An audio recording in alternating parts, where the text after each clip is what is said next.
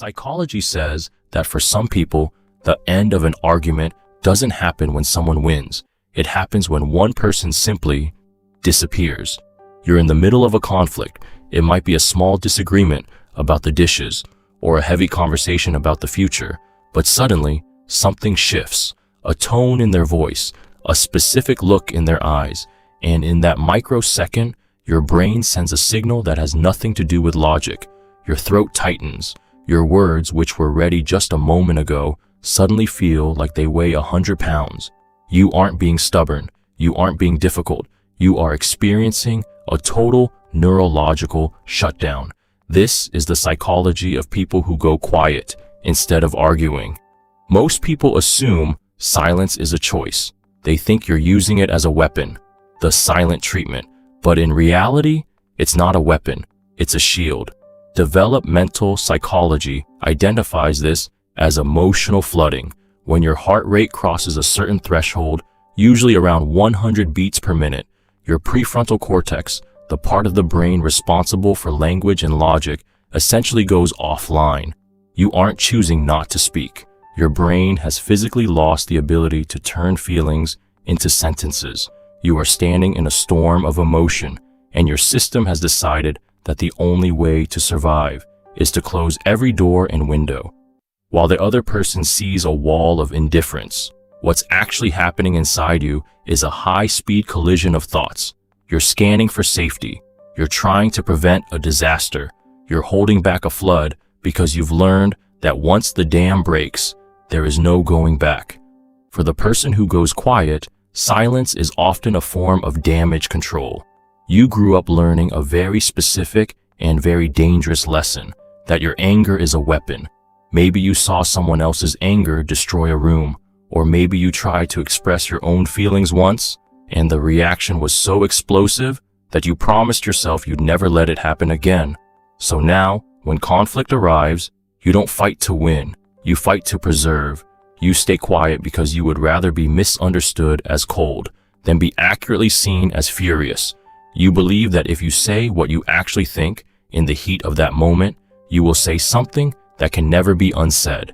You would rather carry the weight of the silence than the guilt of the scar. But this has a psychological cost. When you go quiet, the other person fills that silence with their own narrative. They think you don't care. They think you've checked out. The truth is you care so much, it's paralyzing you. Psychologists call this internalized conflict because the argument isn't happening between you and the other person anymore. It's happening entirely inside of you. You are replaying what they said. You are critiquing what you should have said. You are feeling the physical tension in your jaw and your chest. You are still in the fight, but you are fighting alone. This pattern often stems from a childhood where keeping the peace was the only way to stay safe. You became a master of reading the room. You learned to anticipate the storm before the first drop of rain fell. As an adult, this makes you incredibly perceptive, but it also makes you a ghost in your own relationships. You disappear the moment things get difficult, leaving the other person to argue with a shadow. You aren't avoiding the conflict. You are avoiding the vulnerability of being seen in a state of chaos. You feel that if you can't be composed and mature, you shouldn't be heard at all. Healing from this pattern doesn't mean learning how to yell or win arguments. It means learning how to bridge the gap between the shutdown and the speech. Step 1. The 5-minute rule. When you feel the freeze coming, give yourself permission to step away. Say, I want to talk about this, but I'm flooded right now. I need 10 minutes to get my words back. This turns your silence from a wall into a door. Step 2. Recognize the physicality. Pay attention to your body.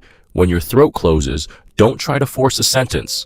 Take a breath, sit down, lower the physical threat level so your prefrontal cortex can come back online. Step 3.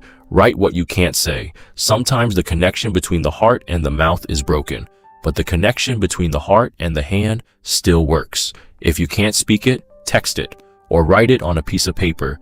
Let the other person see the flood in a controlled way. Step 4.